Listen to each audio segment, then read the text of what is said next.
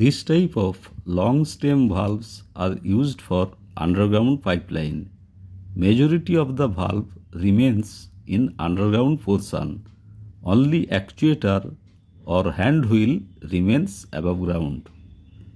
Normally, valves are of butt-weld end so that there will not be any requirement of gasket replacement. Valve is provided with support saddle which rests over a small foundation so that valve will not come down due to its own weight or due to settlement of soil.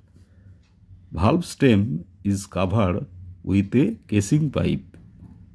The most important thing is that the valve is provided with a drain connection line so that after opening the drain valve, accumulated debris comes out from the valve due to internal pressure.